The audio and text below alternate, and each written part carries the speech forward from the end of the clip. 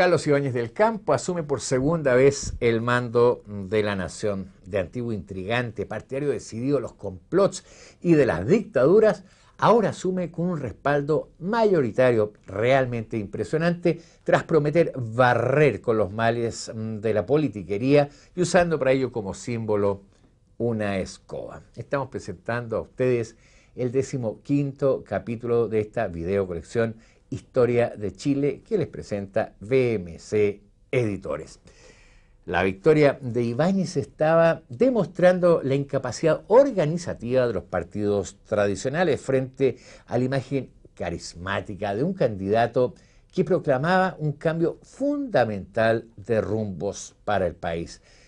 Pero Ibáñez era un desconfiado del Congreso, lo señalaba como causante de todos los males y de todos los problemas que aquejaban al país y en más de alguna ocasión, aconsejado por sus más cercanos colaboradores, pensó clausurar el Parlamento. A pesar de contar con un Parlamento elegido a solo 4 meses de haber asumido e integrado por un vasto conglomerado de partidos como el Agraria Laborista, el Socialista Popular, el Nacional Cristianos y varios más.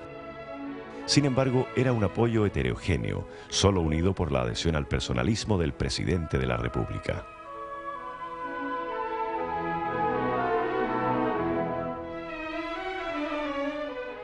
Muy pronto, ese apoyo se va a ir desgranando, dejándolo solo con una camarilla de amigos personales. No buscando y tampoco encontrando apoyo en los partidos políticos, recurre constante a decretos de insistencia, aprovechando los resquicios legales y nombrando en más de una oportunidad a ministros que habían sido acusados constitucionalmente.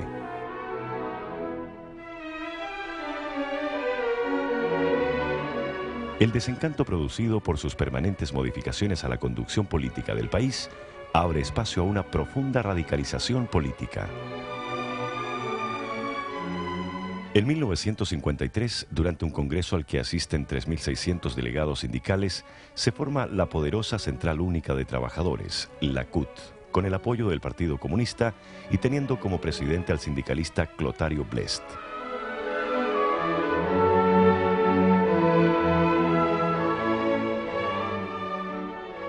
El año 1954 se abre con una aguda crisis económica y busca el apoyo de un joven como destacado senador de la Falange, Eduardo Frei Montalva, para organizar un nuevo gabinete, pero el rechazo por parte de Rafael Tarúd y el agrario laborismo hace fracasar la gestión.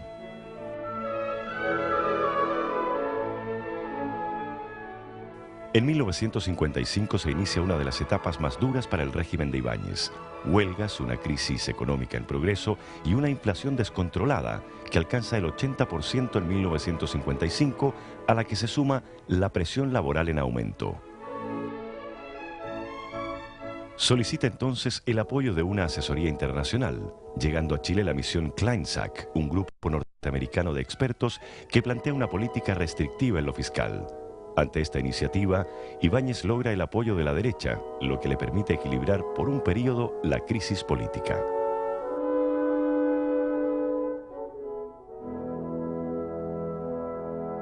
Pero la crisis no se resuelve, estallando violentas manifestaciones en Valparaíso y Santiago el 2 de abril de 1957. El gobierno pide facultades extraordinarias al Congreso, el que se las aprueba, pero en ese momento el propio ministro del Interior, Benjamín Videla, señala que ya no son necesarias. Esta jugada fue considerada como una burla al Congreso y un nuevo desprestigio al gobernante. Pero Ibáñez desarrolla una importante actividad internacional. Estrecha fuertemente los lazos con Argentina, donde gobierna su amigo Juan Domingo Perón, intercambiando visitas y generando una gran desconfianza respecto a los planes argentinos hacia Chile. Viaja a Panamá a la reunión de presidentes y es el primer mandatario chileno que llega hasta Bolivia, invitado por el presidente Paz Estenssoro.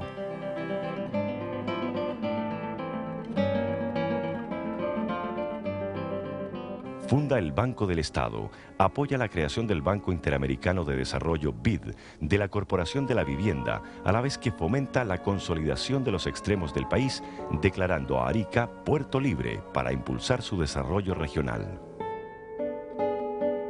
En lo laboral, establece la asignación familiar obrera por cargas familiares y el salario mínimo campesino. Pero sin Ibáñez, el ibañismo no tenía proyección alguna, por lo que los partidos inician su trabajo electoral en vísperas de las elecciones parlamentarias de 1957 y las presidenciales de 1958.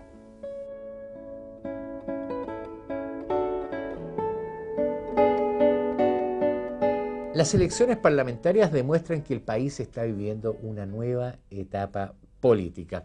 Las dos más grandes votaciones las obtienen en Santiago los candidatos Eduardo Frei Montalva con la primera mayoría y el independiente Jorge Alessandri Rodríguez, hijo del expresidente Arturo Alessandri Palma. Los resultados electorales reviven al Partido Radical, dan nueva fuerza al Partido Liberal y la izquierda aumenta su participación parlamentaria.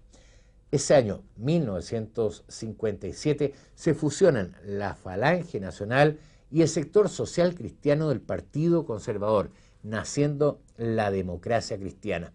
Mientras tanto, los socialistas populares y el Partido Socialista de Chile fundan el Partido Socialista, integrándose los sectores de izquierda en el Frente de Acción Popular, el FRAP.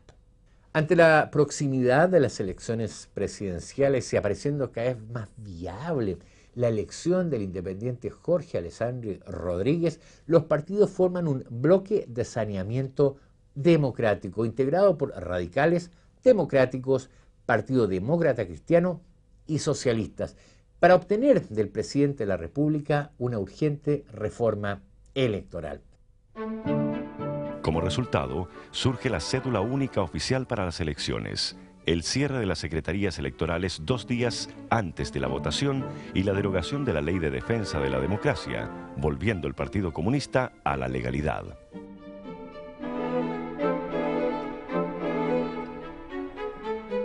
Aprobadas estas reformas, el bloque de saneamiento se disuelve.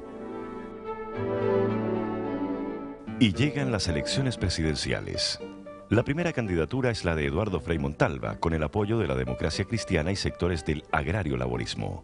Luis Bozay Leiva es el candidato de los radicales, pero que ahora no cuentan con las simpatías de socialistas ni comunistas, que no le perdonan al radicalismo la aprobación de la Ley de Defensa de la Democracia, llamada la Ley Maldita. Salvador Allende Gossens es el candidato del Frente de Acción Popular, que agrupa los fuertes partidos y grupos marxistas. Jorge Alessandri Rodríguez, senador que no pertenecía a ningún partido y que cuenta con el respaldo de liberales, conservadores e independientes, atraídos por la personalidad y prestigio del candidato.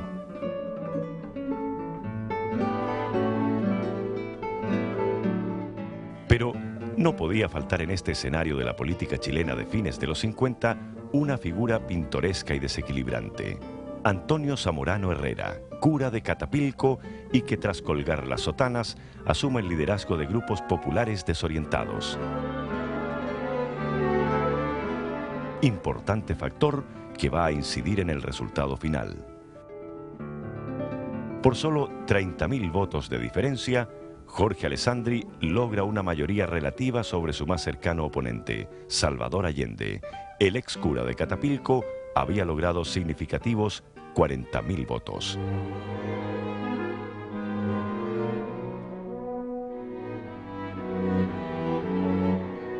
El Congreso Pleno ratifica la mayoría de Alessandri y lo proclama presidente de la República.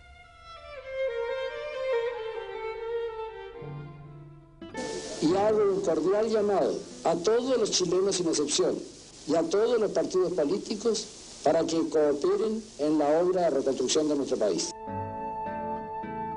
El ingeniero civil Jorge Alessandri asume la presidencia rodeado de una fuerte imagen de austeridad. Apoyado por liberales y conservadores, tiene un tercio constitucional que, junto a los radicales que prestan sus votos al nuevo gobierno, obtiene una mayoría que facilita su accionar gubernativo.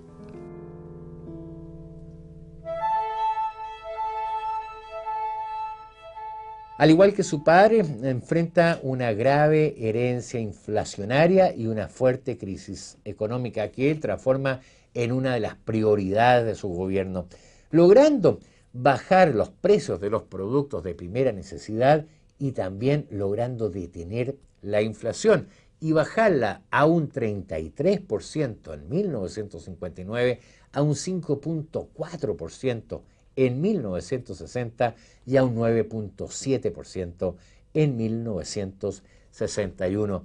Como una manera de enfrentar la crisis económica, también resuelve devaluar la moneda y el peso se transforma ahora en el escudo, la nueva moneda oficial, que equivale a 1.000 pesos antiguos. En Estados Unidos, el presidente norteamericano John Fitzgerald Kennedy formula su Alianza para el Progreso, un paquete de medidas sociales y económicas destinadas a establecer reformas estructurales profundas, con el fin de desarrollar una verdadera solidaridad social. Kennedy llama a los presidentes latinoamericanos a sumarse a este esfuerzo continental como parte de su estrategia en plena Guerra Fría. Reformas constitucionales, reformas agrarias y reformas tributarias para enfrentar la miseria y contrarrestar el avance comunista. Chile se suma con su firma a la Carta de Punta del Este, que da vida a la Alianza para el Progreso. A la vez adhiere al Tratado de Montevideo y pasa a integrar la Asociación Latinoamericana de Libre Comercio, ALALC.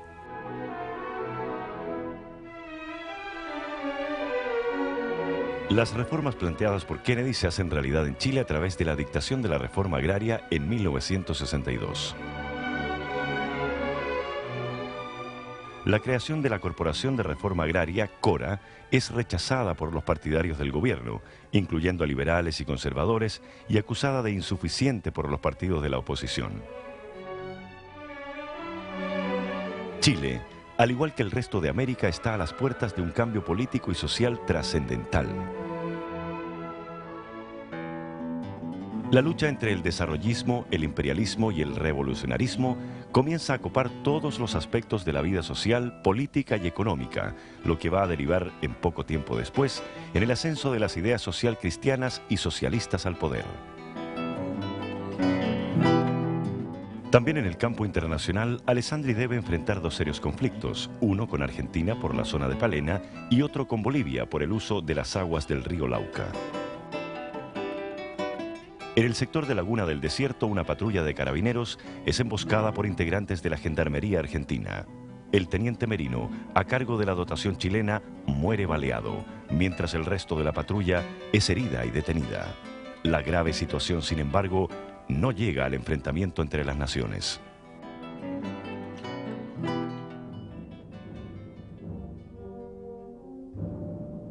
En 1960, un devastador terremoto destruye las principales ciudades del sur, siendo Valdivia la más afectada. El terremoto es de una inusitada violencia, al que sigue un maremoto que destruye puertos y pueblos pesqueros. Saldo final, 6.000 muertos, 600.000 personas sin casa y ciudades destruidas.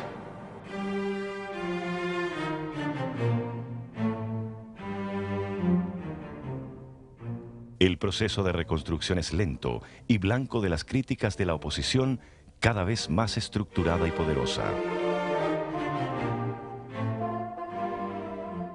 El gobierno echa adelante una serie de proyectos de desarrollo económico, pero no desarrolla igualmente su propio cuerpo burocrático. Es más bien por las áreas paraestatales donde fructifican las nuevas teorías, como por ejemplo en la Corporación de Reforma Agraria, en el Instituto de Desarrollo Agropecuario, INDAP, y en la Caja Central de Ahorro y Préstamos. Pero la crisis económica no resiste más y estalla la crisis cambiaria, disparándose el valor del dólar y produciendo con esto una fuerte restricción en las importaciones. Este fracaso de las políticas económicas a partir de 1962 y la falta de una sustentación política propia obliga al gobierno a incluir a los radicales en el gabinete político, lo que está mostrando en ese momento que el gobierno de Alessandri no cuenta con una base programática y política sólida que le permita sustentarse en el tiempo. En las elecciones parlamentarias de 1961, liberales y conservadores pierden el apoyo popular, mientras los radicales aumentan su votación y condicionan su apoyo al gobierno. En medio de toda esta situación tan difícil, Chile vibra con el Campeonato Mundial de Fútbol de 1962 realizado en nuestro país, en el que la selección nacional obtiene el tercer lugar.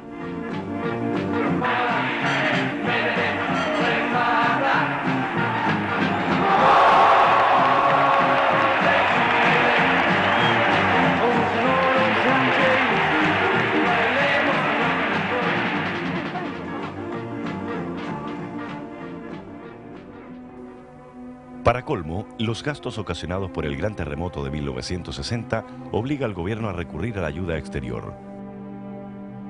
Si sumamos la necesaria contratación de empréstitos destinados a las obras públicas, muestra un país ahogado por la deuda externa y con un bajo precio del cobre en los mercados internacionales.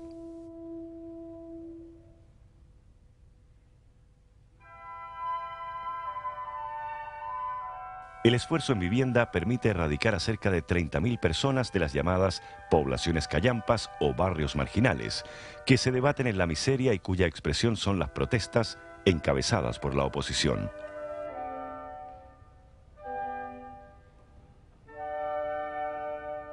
La misma oposición que ha tomado la iniciativa política y que comenzaba a disputar palmo a palmo al gran electorado urbano y rural entre la Democracia Cristiana por un lado y el Frente de Acción Popular, FRAP, por el otro.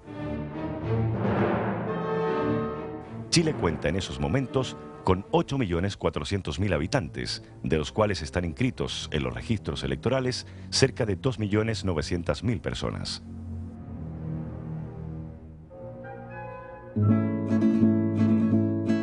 En 1958 la Democracia Cristiana se plantea como una posición más allá de las izquierdas y derechas, asumiendo el centro político que había perdido el radicalismo y con un programa de transformaciones sociales, políticas y económicas alternativo al de la izquierda tradicional, reagrupada en el FRAP.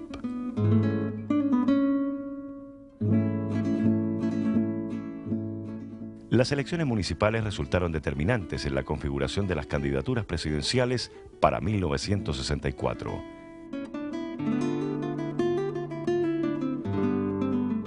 En junio de 1963, la Democracia Cristiana proclama a Eduardo Frei Montalva. En agosto, el Partido Radical proclama a Julio Durán con el apoyo de liberales y conservadores, mientras el FRAP hace lo mismo con el socialista Salvador Allende.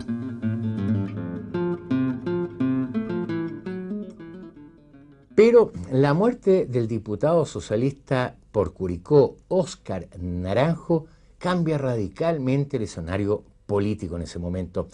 En la elección complementaria gana el hijo del diputado fallecido, que también se llama Óscar Naranjo, con un 40% de la votación. Julio Durán había dado carácter plebiscitario, poco menos, a esa elección complementaria. El triunfo socialista y el total fracaso de la candidatura derecha hace que liberales y conservadores vuelquen en ese momento todo su apoyo a la candidatura de Eduardo Frei Montalva, considerado por algunos como un mal menor y por otros como la base más sólida para poder enfrentar el avance marxista. Las posibilidades de Julio Durán desaparecían tras lo que la historia conoce como el naranjazo de Curicó. Quedaban ahora claramente definidas solo dos candidaturas importantes: la de Eduardo Frei por un lado y la de Salvador Allende por el otro. Los dos programas de gobierno difieren más bien en los matices que en el fondo, ya que ambos representan el momento político que vive en ese momento América Latina.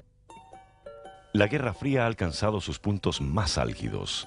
En Cuba, la revolución encabezada por Fidel Castro busca la internacionalización de la revolución, concepto hecho carne en la figura del médico argentino Ernesto Che Guevara.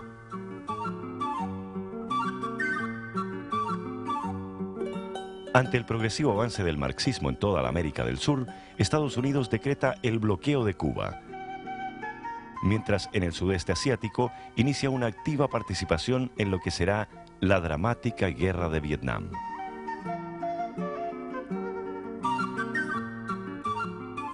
Ese es el momento en que Frei plantea la revolución en libertad. Un completo programa político, económico y social que incluye la reforma agraria, destinada a mejorar la producción agrícola y dar título a 100.000 nuevos propietarios.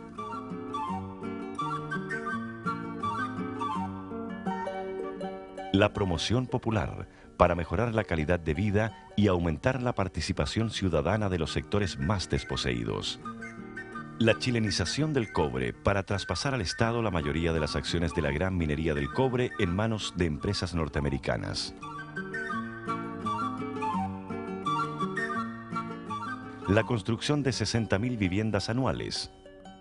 La reforma a la educación y el derecho a voto de los analfabetos.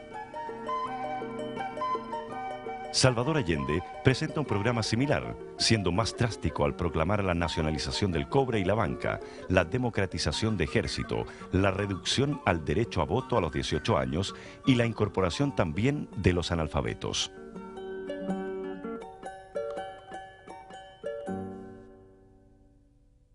Se podría decir que desde fines de los 50, pero especialmente durante los 60, la política chilena giró en torno a tres grandes proyectos globales.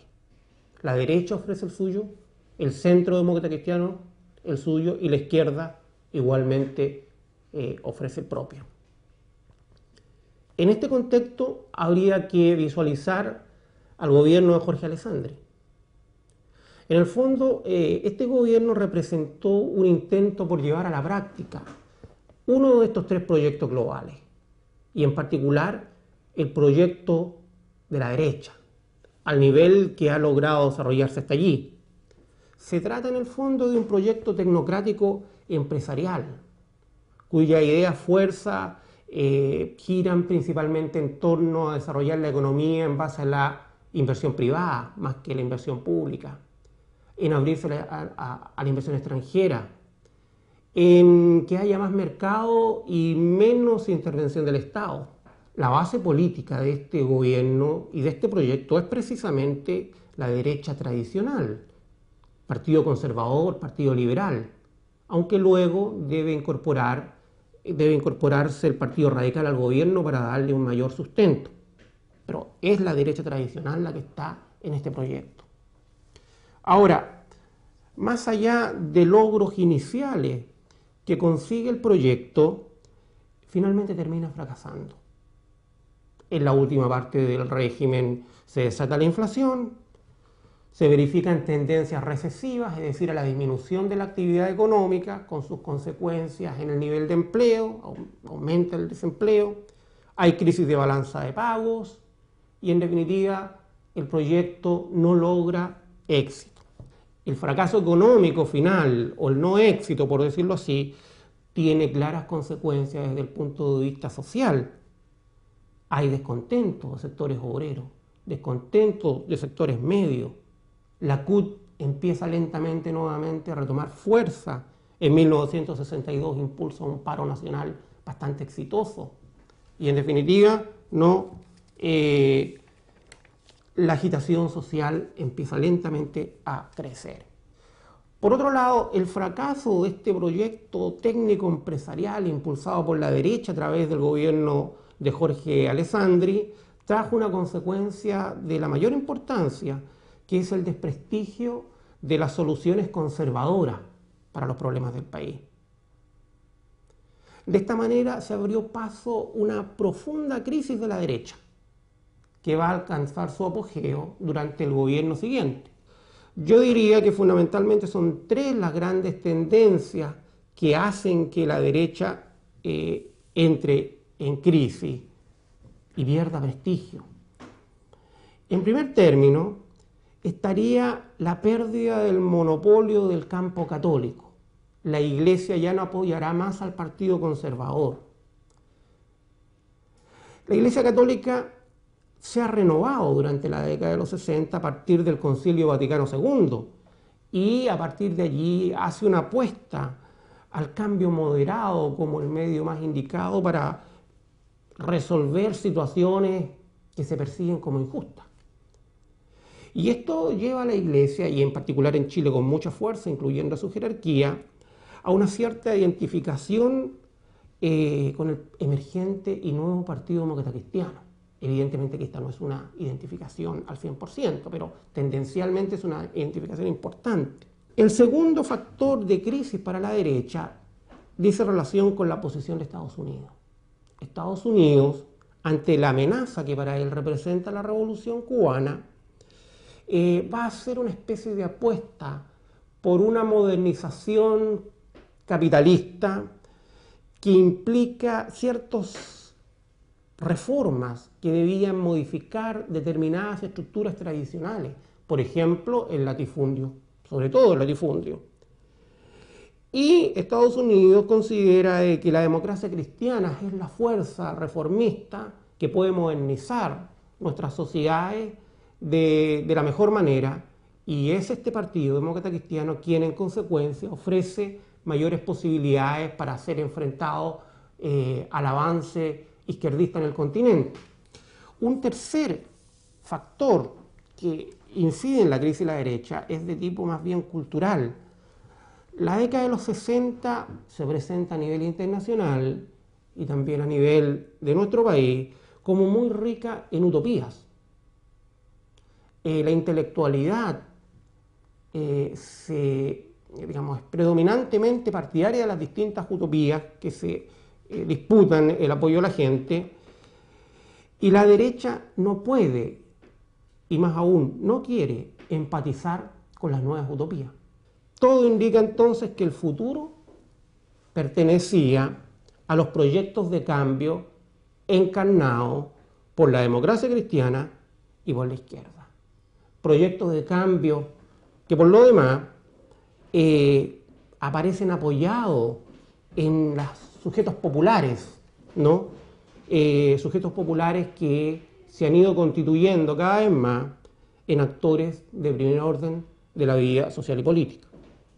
No será casualidad, en consecuencia, que sean precisamente estas dos fuerzas, la democracia cristiana y la izquierda, quienes ganen las elecciones, las dos siguientes elecciones presidenciales, tanto la del 64, la democracia cristiana, y la del 70, la izquierda. Los resultados de la elección muestran claramente la opción asumida por el electorado de centro y de derecha. Frey obtiene el 56,09% de los votos, la cifra más alta alcanzada hasta entonces por un candidato a la presidencia.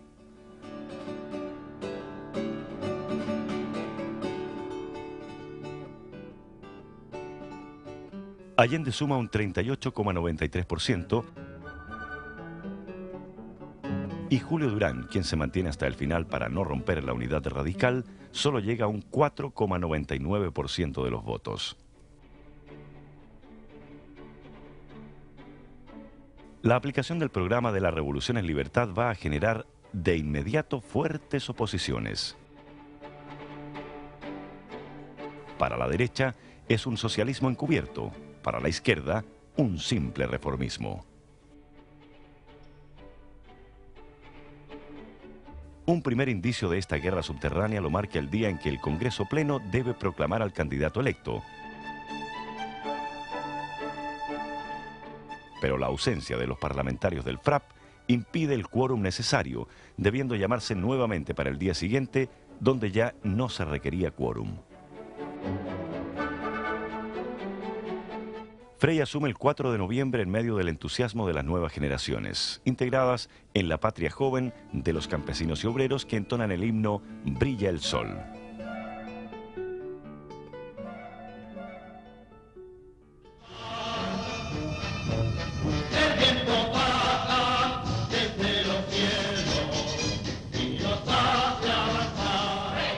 Que no seré solo presidente de los que me han elegido, sino presidente de todos los chilenos. Frey necesita un Congreso que apoye su plan de trabajo y para lograr los objetivos de desarrollar su gran estrategia que él ha llamado la revolución en libertad. Y debe lograr este apoyo porque la derecha, la oposición de derecha, se ha cerrado totalmente en su contra, mientras la izquierda le niega la sal y el agua, según declaraciones de los dirigentes. El resultado de la elección parlamentaria es espectacular para los objetivos que se ha trazado el gobierno de Eduardo Frei. El Partido Demócrata Cristiano alcanza el 42,3% de los votos, seguido muy lejos por los radicales que alcanzan un 13,3%. La derecha queda reducida a un escaso 12,5%, mientras la izquierda alcanza el 22,7% del electorado.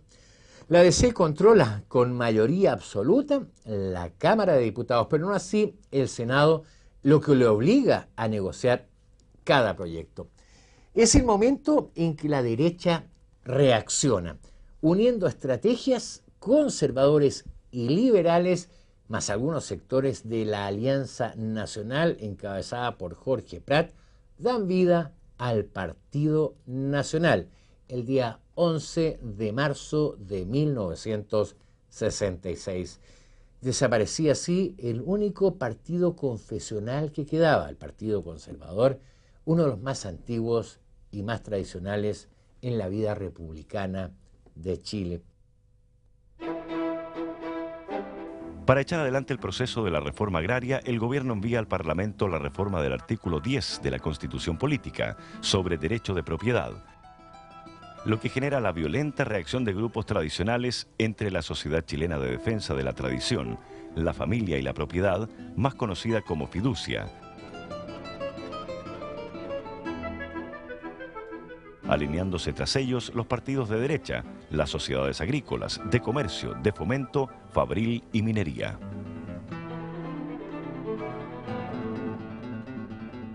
Frei respondió: o se hace esta reforma de la manera más racional posible, o se hará mañana de manera irracional e inconveniente para el país. Finalmente, y a pesar de la oposición, la reforma al derecho de propiedad es aprobada en enero de 1967, promulgándose a continuación la Ley de Sindicalización Campesina y en julio, la Reforma Agraria.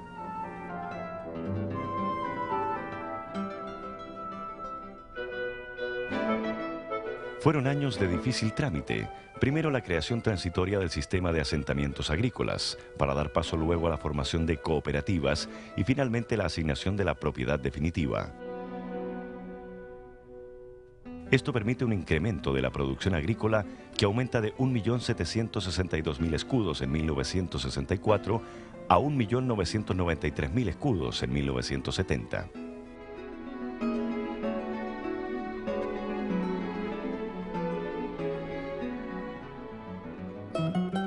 Paralelamente, la organización campesina logra hacia 1970 una afiliación de más de 114.000 trabajadores agrícolas. Pero la reforma agraria actúa también como detonante de graves problemas. Sectores campesinos aceleran el proceso con la toma de predios, mientras sectores de derecha impiden la ejecución de la ley, despidiendo trabajadores y llegando incluso a la violencia.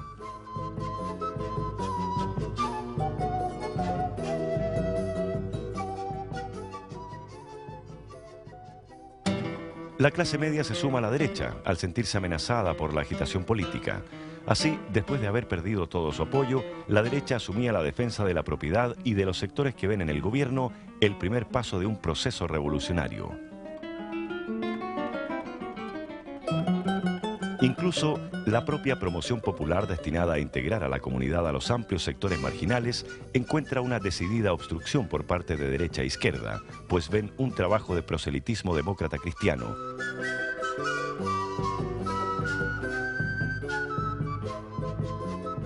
Demoran así la tramitación de leyes que crean las juntas de vecinos, los centros de madres y otros organismos comunitarios. Ningún sector quedaba al margen del proceso de renovación de las viejas estructuras y muy pronto se establece la reforma educacional.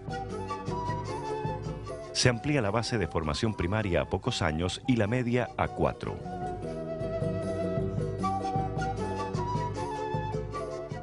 Y donde se siente con mayor fuerza el proceso de cambios es en el ámbito universitario. En el ámbito económico, el gobierno del presidente Frei aprovecha el aumento del precio del cobre, la viga maestra de la economía, como lo ha definido en más de alguna oportunidad.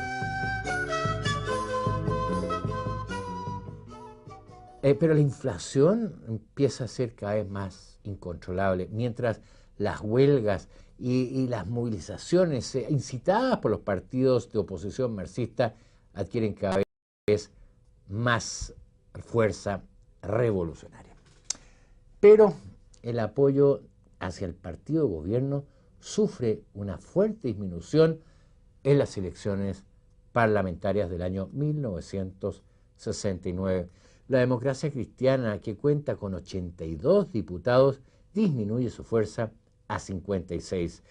Los comunistas suben de 18 a 22 diputados, los radicales de 19 a 24 diputados y los nacionales, sorpresivamente, que solo cuentan con 9 diputados, llegan a 33. Y para mayor crisis, una toma de terrenos en Puerto Montt es reprimida violentamente por las fuerzas policiales. Se responsabiliza al ministro del Interior, Edmundo Pérez Sujovic, en contra de quien se lanzan los más fuertes ataques por parte de la oposición y sectores internos del propio partido de gobierno. El ala rebelde del Partido Demócrata Cristiano se escinde finalmente del partido y forma el Movimiento de Acción Popular Unitaria, MAPU. Este se integra a lo que será la Unidad Popular, el bloque de izquierda que apoya a Salvador Allende en su candidatura presidencial. Ese mismo año, 1969, se desintegra el radicalismo, naciendo la Democracia Radical como alternativa a este radicalismo de tendencia marxista que está dominando la dirección del partido. El panorama político es cada vez más complejo y más difícil de controlar. Las viejas reivindicaciones, cada vez más postergadas, desembocan en el Tacnazo, cuando un grupo de oficiales del regimiento Tacna, encabezados por el general Bió, se toman el cuartel del regimiento de artillería Tacna. Dominada la situación por la lealtad de las Fuerzas Armadas hacia la Constitución. Sin embargo, representa un ensayo dramático de lo que sería el surgimiento de un mando militar influido por la situación política.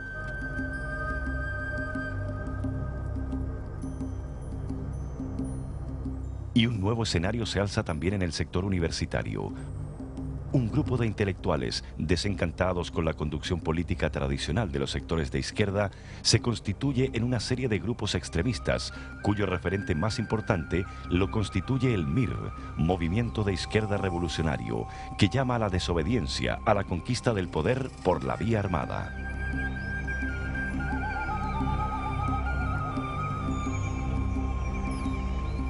En medio de un clima de tomas, asaltos a bancos, amenazas y campamentos guerrilleros, llega el momento de buscar un sucesor al presidente Eduardo Frei Montalva.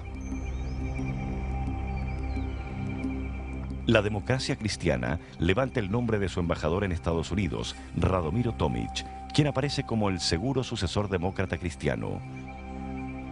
Abogado, periodista y ex senador, Tomic presenta un programa aún más avanzado que el planteado por Frei.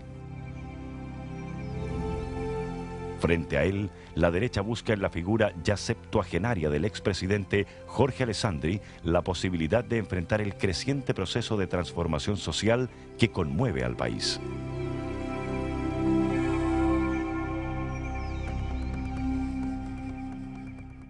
El conglomerado más fuerte se estructura en torno a un programa político antes que designar a un candidato.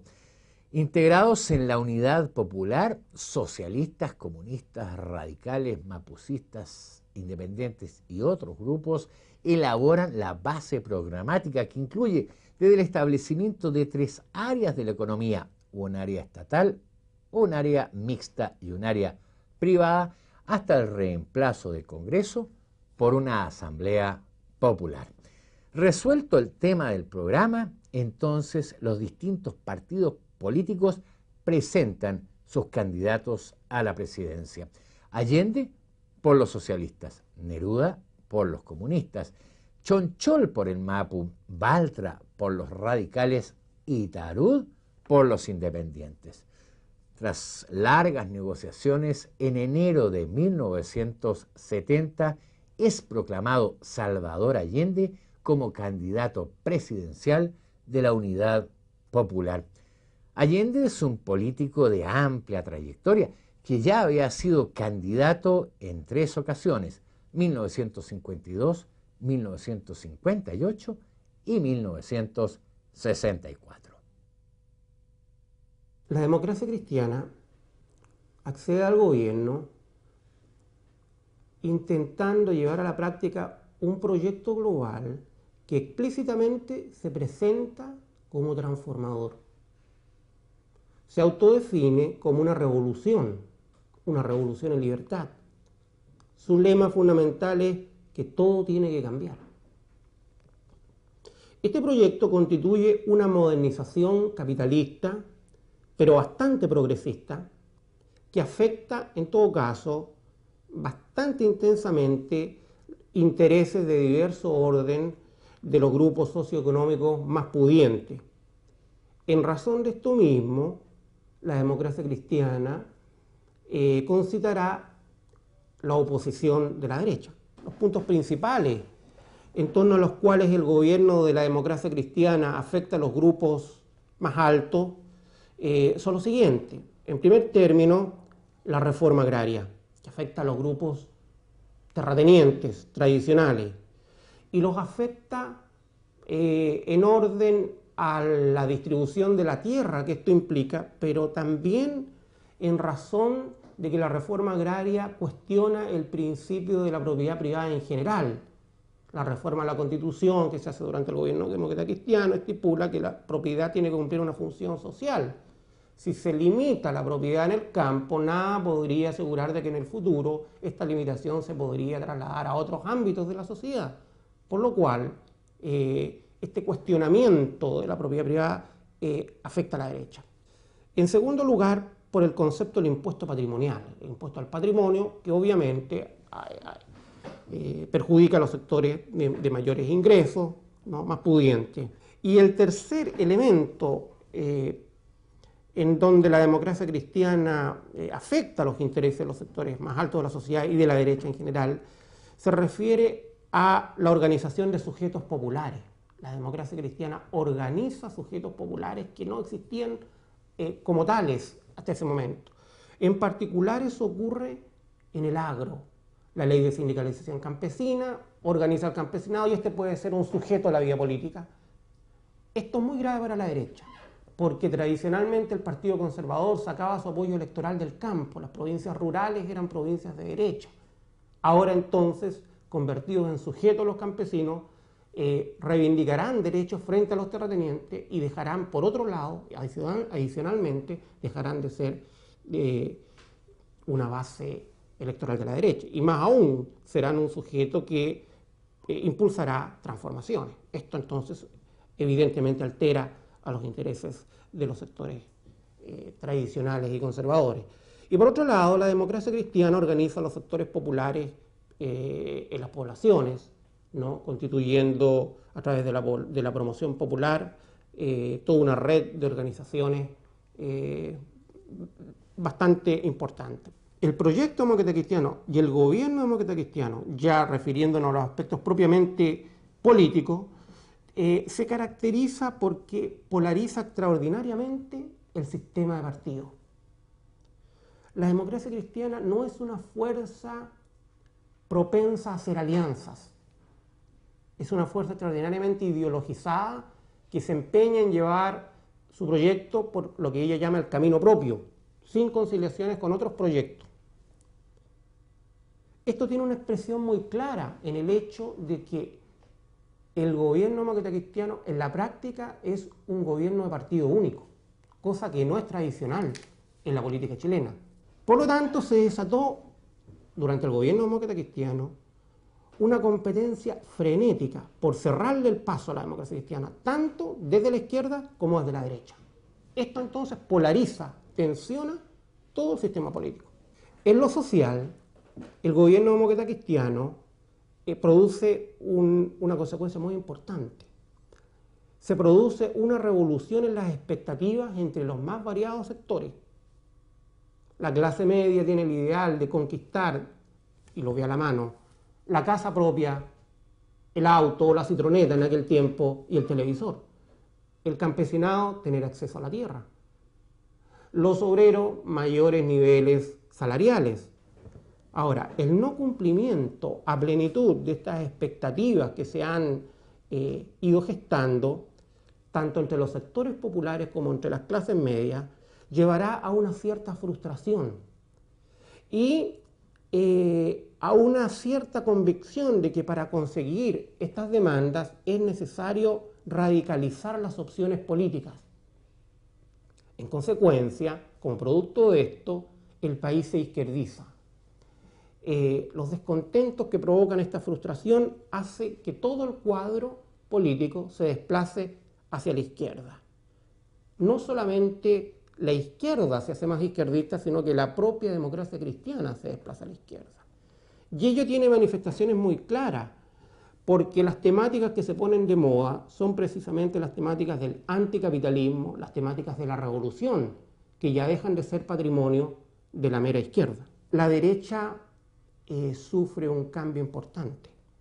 La derecha reacciona, se rearma, renuncia a sus viejas concepciones demoliberales y avanza hacia definiciones nacionalistas y autoritarias.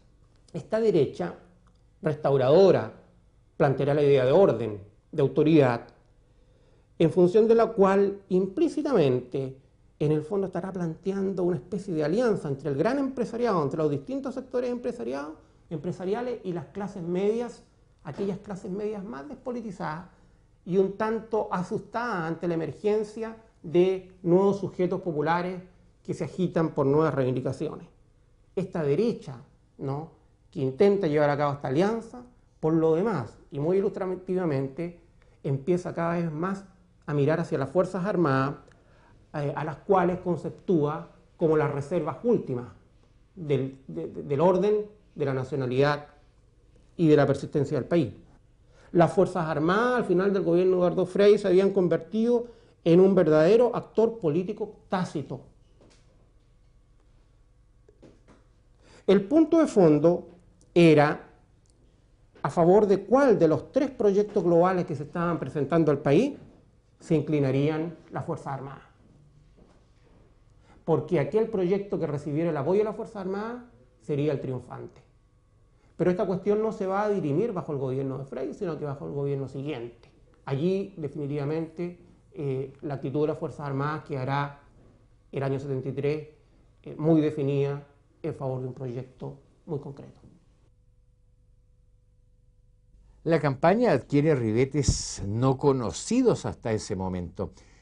El descubrimiento de escuelas de guerrilla en el Cajón del Maipo, explosiones de bombas en los tribunales de justicia de Concepción, mientras en las grandes ciudades se cierran las campañas con gigantescos actos de masas.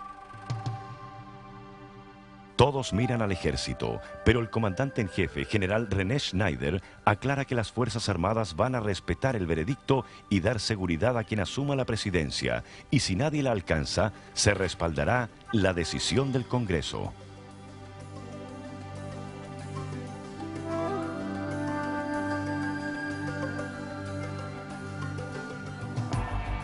Un clima cada vez más nervioso, presagio de graves tensiones, envuelve las elecciones. Y el 4 de septiembre de 1970 triunfa estrechamente el candidato Salvador Allende con el 36,2% de los votos. Seguido muy de cerca por Jorge Alessandri con el 34,9% y luego Tomic con el 27,8%.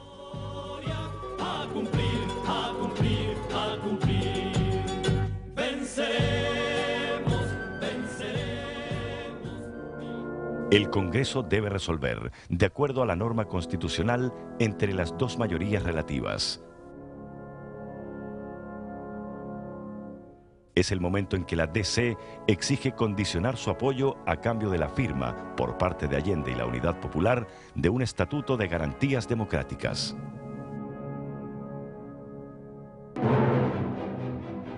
En los mismos días en que se debate la proclamación del nuevo presidente, un hecho de sangre conmueve a la opinión pública del país. El comandante en jefe del ejército, general René Schneider, es asesinado por un comando terrorista de extrema derecha para evitar el ascenso de Allende y provocar un golpe militar.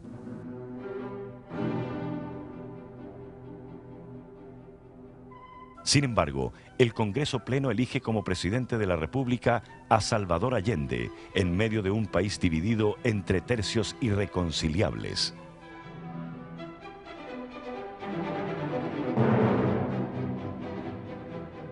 De conformidad con lo resuelto por el Congreso Pleno, procedo a haceros entrega de la insignia del mando supremo de la nación.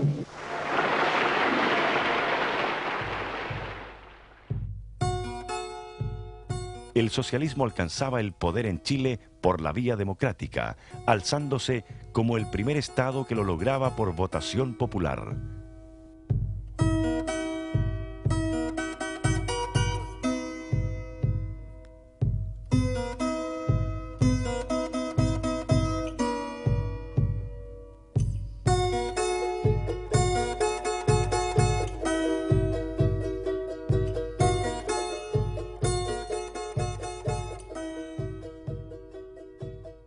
De los 1000 días del gobierno de Allende y de la Unidad Popular, de lo que fue el golpe militar del 11 de septiembre de 1973 y del retorno al sistema democrático, hablaremos en nuestro próximo capítulo de esta historia de Chile que entrega para ustedes BMC Editores.